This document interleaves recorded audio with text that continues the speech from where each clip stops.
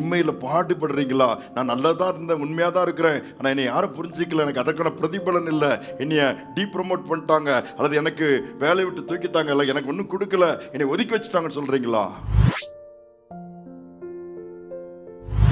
தைரியமா கால் எடுத்து வைங்க. விட்டுவிட்ட ஊழியத்தை திரும்ப தொடங்குங்க. விட்டுவிட்ட சுவிசேஷத்தை திருப்பி சொல்ல ஆரம்பிங்க. முடங்கி கிடந்ததெல்லாம் விட்டு தூக்கி போட்டு எழுந்து மற்றவர்கிட்ட பேசும்போதெல்லாம் ஆண்டோடைய அன்பை குறித்து பேசுங்க. தைரியம் கொடுங்க. விசுவாசமா பேசுங்க. பட்டுப்போன சூழ்நிலை பார்க்கும்போது இது மீண்டுமா துளிர்க்குன்னு சொல்லி பாருங்க.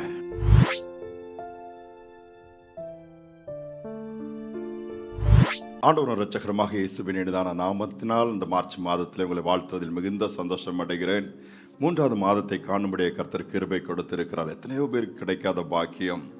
இந்த மாதத்திலும் கூட வேதத்திலிருந்து ஒரு வசனத்தை வாசித்து நாம் தியானித்து ஜபிக்க போகிறோம். மார்க் எழுதின சுவிசேஷம் 16ஆம் அதிகாரம் 15ஆம் வசனத்தை நான் இப்பொழுது வாசிக்கிறேன். பின்பு இயேசு அவர்களை நோக்கி, நீங்கள் உலகமெங்கும் போய் சர்வ சிருஷ்டிக்கும் சுவிசேஷத்தை பிரசங்கியுங்கள் என்றார். இயேசு சொன்ன ஒரு காரியம் என உயிர்த்தெழுந்த பின்பு சிஷ்யர்களை சந்திக்கிறார். நீங்கள் மத்திய எழுதின சுவிசேஷத்தை வாசித்தாலும் கூட அப்படித்தான் இருக்கும். நீங்கள் புறப்பட்டு போய் சர்வ சிருஷ்டிக்கும் ஒவ்வொரு ஜனங்களுக்கும் நற்செய்தியை சுவிசேஷமாய் பிரசங்கிங்கள் சொல்லி கட்டளையிட்டார்னு சொல்லப்பட்டிருக்கிறது. இந்த பவர் ஆஃப் குட் நியூஸ், அதாவது நற்செய்தியினுடைய வல்லமையை நாம் என்ன அறிந்து கொள்ளவில்லை என்று தான் நான் சொல்லுகிறேன். அதை அறிந்து கொள்வோம் என்று சொன்னால் நம்மளால் சும்மாவே இருக்க முடியாது. எல்லாரிடம் போய் இயேசுவை பற்றி சொல்ல ஆரம்பித்து அவருடைய ராஜ்யத்தை குறித்து சொல்ல ஆரம்பித்து விடுவோம். ஒரு வாழ்க்கை நமக்கு இருக்கிறது, அதை இழந்து விடக்கூடாது என்று சொல்ல ஆரம்பித்து விடுவோம். இன்னைக்கு நம்பிக்கை இல்லாத கூட்டங்களை பார்க்குறோம், சோர்ந்து போன கூட்டங்களை பார்க்குறோம், விடாய்த்த ஆத்மாக்களை பார்க்கிறோம், என்ன சொல்லிக்கிட்டே இருக்கலாம். வேதத்தில் பார்த்தீங்கன்னா நீதிமொழிகளில் அழகாக சொல்லப்பட்டிருக்கிறது.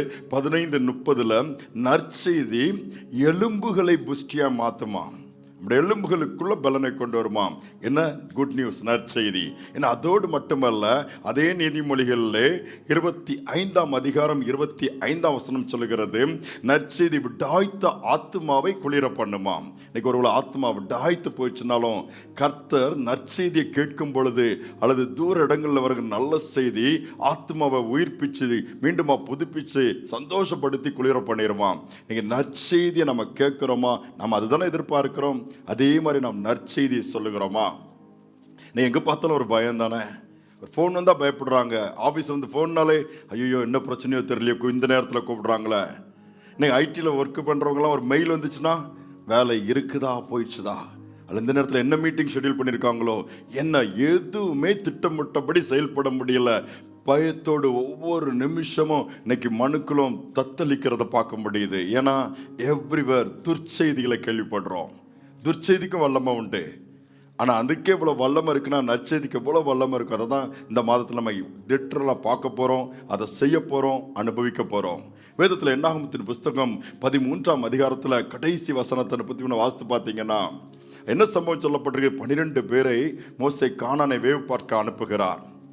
போய் பார்த்துட்டு எடுத்துகிட்டு வராங்க. அதில் 10 பேருடைய ரிப்போர்ட் எப்படி இருந்துச்சுன்னா, ஐயோ கானான் நல்லா இருக்குது, ஆனால் அந்த ஜனங்க பயங்கரமாக ராட்சதெல்லாம் இருக்கிறாங்க, அவங்கள பிடிக்கிறதுலாம் கஷ்டம், ஜெயிக்கிறதுலாம் கஷ்டம், நாங்கள் வெட்டுக்கிளிய மாதிரி அவங்க முன்னாடி இருந்தோம்லாம் துர்ச்செய்தியை பரவ பண்ணாங்களாம். அந்த 2 பேர் மட்டும் காலேப் ஜோசுவா சொல்கிறாங்க, நோ ஈஸியாக ஜெயிச்சிடலாம், ஆண்டவர் நம்ம கூட இருக்கிறாரு, அவங்க கூட இல்லை, நம்ம ஜெயிக்கலாம், ஆண்டவர் கொடுத்த தேசம் வாக்கு கொடுத்துருக்கிறாருன்னு சொல்லி பாசிட்டிவாக பேசுனாங்க. அது எடுபடலை. ஆனால் அந்த 10 பேர் சொன்னதான் அந்த துர்ச்செய்தி எடுபட்டுச்சு. நடந்தது என்ன தெரியுமா? எகிப்திலிருந்து புறப்பட்டு வந்ததில் 2 பேரை தவிர அத்தனை பேர் அந்த துர்ச்செய்தியினால அழிக்கப்பட்டாங்க. ஒரு துர்ச்செய்தியை கேட்டு ஜனங்க அழுது புலம்பி ஆண்டவருக்கு விரோதமாக பேசி ரிவர்ஸில் வந்துட்டாங்க. கானானுக்கு போகிறதுக்கு பதிலாக ஆண்டவர் மனசை உடைச்சிட்டாங்க. வண்ணாந்தரத்திலே 40 வருஷம் அலைந்து தெரிய பண்ணி முடிவு வந்துச்சு. கானானுக்குள்ள 2 பேர் தான் போனாங்க. எகிப்திலிருந்து வந்ததில்ல. அந்த பாசிட்டிவாக பேசின நற்செய்தியை சொன்ன அதே காலேப் ஜோசுவா தவிர வனாந்தரத்தில் பிறந்த பிள்ளைகள் தான் போச்சுதே. கொஞ்சம் யோசித்து பாருங்க. ஒரு துர்ச்செய்திக்கு வனாந்தரத்தில் லட்சக்கணக்கான ஜனங்களை அழிக்கிறதுக்கு பலன் இருக்குமானா, வல்லமை இருக்குன்னா, என் ஆண்டவர் சொன்னார உலகமெங்கு புறப்பட்டு போங்க, சுவிசேஷத்தை சொல்லுங்க. என்ன செய்தி? ஏசு ஜீவிக்கிறார், உங்களை நேசிக்கிறாரு, உங்கள் துக்கத்தை மாற்றுவார். இம்மையில் பாடுபடுறீங்களா? நான் நல்லதாக இருந்தேன், உண்மையாக தான் இருக்கிறேன், ஆனால் என்னை யாரும் புரிஞ்சிக்கல, எனக்கு அதற்கான பிரதிபலன் இல்லை, என்னைய டீப்ரமோட் பண்ணிட்டாங்க, அல்லது எனக்கு வேலையை விட்டு தூக்கிட்டாங்க, இல்லை எனக்கு ஒன்றும் கொடுக்கல, என்னை ஒதுக்கி வச்சுட்டாங்கன்னு சொல்கிறீங்களா? காட்ஸ் ஐஸ் ஆர் வாட்சிங். ஆண்டவருடைய கண்கள் உங்களை பார்க்குது. உங்கள் கிரியைகளுக்கு தக்க பலன் அவர் கொடுக்க விரும்புகிறாரு. நல்ல செய்தி அவங்க கேட்க போறீங்க. இந்த மாசம் தடைகளை ஆண்டவர் உடைக்கிற மாதமா இருக்கும். ஏனென்றால் நம்ம புறப்பட்டு போக முடிய சொல்லியிருக்கிறாரு. தைரியமா கால் எடுத்து வைங்க. விட்டு ஊழியத்தை திரும்ப தொடங்குங்க. விட்டு சுவிசேஷத்தை திருப்பி சொல்ல ஆரம்பிங்க. முடங்கி கிடந்ததெல்லாம் விட்டு தூக்கி போட்டு எழுந்து மற்றவர்கிட்ட பேசும்போதெல்லாம் ஆண்டோடைய அன்பை குறித்து பேசுங்க. தைரியம் கொடுங்க. விசுவாசமா பேசுங்க. பட்டுப்போன சூழ்நிலை பார்க்கும்போது இது மீண்டுமா துளிர்க்குன்னு சொல்லி பாருங்க. ஆண்டவர் மாற்றுவாரு. உங்க வார்த்தையில வல்லம் வச்சிருக்கிற ஆண்டவர் அதை தான் எதிர்பார்க்கிறாரு.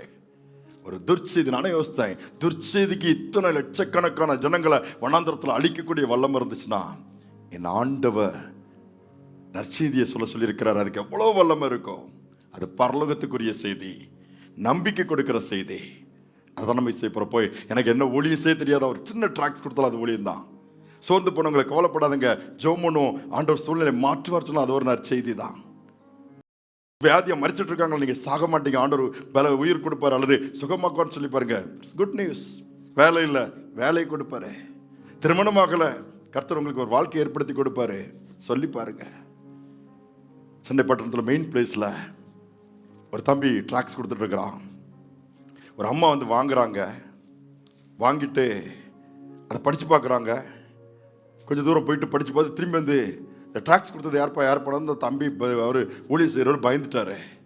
ஐயோ இந்த அம்மா திரும்பி வந்து சண்டைக்கு போகிற போது உங்களுக்கு ஏதோ மதத்தை புறப்புறான்னு சொல்லி ஏதோ கரெக்டாக பண்ண போதுன்னு பயந்து அமைதியாக இருக்காரு. நீ தானேப்பா கொடுத்தா? இல்லை, என்ன விஷயம்? இல்லைப்பா, யார் கொடுத்தாங்கன்னு தெரியணுப்பா அப்படின்னு சொல்லிட்டேன்.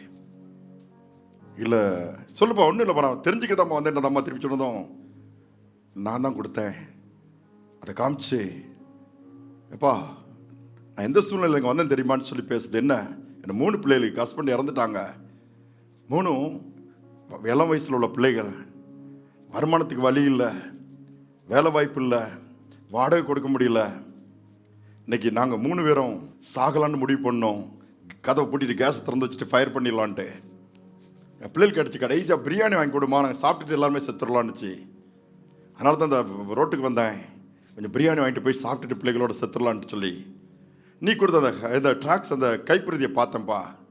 அதில் எழுதியிருந்த காரியம் என்னன்னா, நீ ஏன் சாகணும், உனக்கும் உன் வாழ்க்கை ஆண்டவரை ஆசீர்வாதமாக மாற்ற முடியும். அந்த வார்த்தை தலைப்பிலே பார்த்தேன். இது என்னடா எனக்குண்டே கொடுத்த மாதிரி இருக்குது. நான் தான் சாக பிளான் பண்ணிட்டு வந்திருக்கிறேன். படித்தேன், ஏசுவால முடியுண்டு போட்டிருக்குது.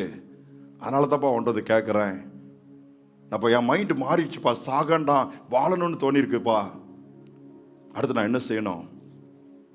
தம்பிக்கு ஒரே சந்தோஷம், அதோடு விட்டுட்டு போகல, நேரா தன்னுடைய திருச்சபைக்கு வர சொன்னாங்க. பிள்ளைகளோட பிரியாணியை சாப்பிட்டுட்டு அங்கே வந்தாங்க. அந்த திருச்சபை பிள்ளையுடைய படிப்பை பொறுப்பேற்றுச்சுது. இந்த அம்மாவுக்கு ஒரு வேலையை ஏற்படுத்தி கொடுத்துச்சுது. இன்னைக்கு சாகணும்னு நினச்ச கொடுப்போம் வாழ்ந்துட்டு இருக்குது. ஒரு சின்ன துண்டு பிரதி ஒரு குடும்பத்தை பாதாளத்துக்கு தப்பி வச்சிருச்சு. ஆண்டோடைய பிள்ளைய மாத்திருச்சுது. குட் நியூஸுடைய பவரை பாருங்க. நற்செய்தியுடைய வல்லமை பெருசு. சாக போகிறத தடுத்து நிறுத்திடும், செத்ததை கூட உயிர்ப்பிச்சிரும், பரலோகத்துக்குரியதாக மாற்றிடும். இந்த மாதம் நீங்கள் ஒருவேளை இதுவரை நெகட்டிவாக பேசிகிட்டு இருந்திருக்கலாம், துர்ச்செய்தி பேசிகிட்டு இருக்கலாம். எப்போ பார்த்தாலும் தேவையில்லாத சாபமான வார்த்தைகள், பாவமான மற்றவங்களே பேசலாம். ஸ்டாப் பண்ணிட்டேன். பிள்ளைகளை வாழ்த்துங்க, குடும்பத்தை வாழ்த்துங்க. எல்லாவற்றிலும் பாசிட்டிவா கர்த்தர் செய்வார், கர்த்தர் பார்த்து கொள்வார் என்று சொல்லி நீங்க காரியத்தை செய்யுங்க. பார்க்குறவங்களாம் பார்த்து சமாதானம் சொல்லுங்க, சமாதானம் உண்டாகும். ஜெயம்னு சொல்லுங்க, ஜெயம் உண்டாகும். எக்ஸாம் எழுதா பிள்ளைகளு, நீ எங்கே தேர போறா சொல்லாதங்க. நீ நல்லா எழுதுவாடா, நான் ஜெபம் பண்ணுறேன், இப்போ எழுதின்னு சொல்லி பாருங்க. கர்த்தர் நடத்துவாரு. அப்படியே கர்த்தரை தாழ்த்தி ஒப்பு கொடுப்போம். இந்த மாதம் முழுவதும் அவர் நடத்த வல்லவராக இருக்கிறாரு. நாம செய்ய வேண்டியது புறப்பட்டு போய் சர்வ சிருஷ்டிகள் எல்லாரும் பார்க்குறவங்கள இயேசுவின் அன்பை பற்றி சொல்லுவோம், அவருடைய வருகையை பற்றி சொல்லுவோம், ஆயத்தப்படுத்துவோம். அந்த ராஜ்யத்தை இழந்துடக்கூடாதுன்னு சொல்லுவோம். அவங்களும் வரணும்ல. நான் மட்டும் போனால் போதாது, நாங்கள் மட்டும் போனால் போதாது, எல்லோரும் போனோம். எல்லாருக்கும் இயேசு ஜீவனை கொடுத்துருக்கிறாரு, ரத்தத்தை சிந்தி இருக்கிறாரு, மீண்டும் வரப்போறாரு. கண்கள் பிடி ஜபிக்கலாம். அன்பின் பரலோக தகப்பனே, இந்த புதிய மாதத்தின் முதல் நாள் காலை நேரத்தில் நம்முடைய சமூகத்தில் வந்திருக்கிறோம். அன்பு பெருசுப்பா, அவருடைய இரக்கம் பெருசு, நீர் பாராட்டின கிருபை பெருசு. உயிர் தெழுந்த பின்பு சீஷர்களை சந்திக்கும் பொழுது நீர் கொடுத்த கட்டளை, நீங்கள் புறப்பட்டு போய் சர்வ சிருஷ்டிக்கும் சுவிசேஷத்தை பிரசங்கிக்க சொன்னீங்க, சீஷராக்க சொன்னீங்கப்பா. அநேக நேரம் அதை நாங்கள் தோற்று போய் விடுகிறோம். நற்செய்தியை பரப்பும்படியே அழைக்கப்பட்ட நாங்கள் துர்ச்செய்திகளை சொல்கிறவா தான் இருக்கிறோம்ப்பா. எங்க வாயிலிருந்து நீ துர்ச்செய்திகளுக்கு இடமில்லை. நல்ல செய்தியை சொல்லுகிறவர்களாய், நல்ல செய்தியை மற்றவர்களுக்கு கொண்டு சேர்க்கிறவர்களாய் மாற்றுங்கப்பா. நம்முடைய ராஜ்யம் வருகிறதப்பா, சமீபமா இருக்கிறது. ஒரு கூட்டத்தை ஆயத்தப்படுத்த உதவி செய்யுங்க. தடைகளோடு இருக்கிற பிள்ளையுடைய வாழ்க்கையில் இன்னைக்கு தடைகள் இந்த மாதத்தில் உடைவதற்காய் நாங்கள் நன்றி செலுத்துகிறோம். கோணலானவர்களை சபைப்படுத்துவதற்காக நன்றி. யோர்தான்கள் பிரிவதற்காக நன்றி ஆண்டவரே. இந்த மாதம் ஒவ்வொருவரை அற்புதமாய் நடத்துவதற்காக ஸ்தோத்திரம். ஒவ்வொரு நாளும் கரம் இருக்கட்டும், ஆவியுடைய ஆளுகை இருக்கட்டும், மகிமை வெளிப்படட்டும். துதி கன மகிமை நீர் ஏற்றுக்கொள்ளும். இயேசுவின் நாமத்தில் பிதாவே, ஆமேன், ஆமேன். தைரியமா, சந்தோஷமா, விசுவாசம் அந்த மாதத்தை தொடங்குங்க. மற்றவர்களுக்கும் இயேசுவை பற்றி தைரியமா, பாசிட்டிவா நற்செய்தியை கொண்டு போங்க. நமக்கும் நல்ல செய்தி வரும், அவங்களுக்கும் நல்ல காரியங்கள் நடக்கும். கர்த்தர் இதை செய்வார். God bless you.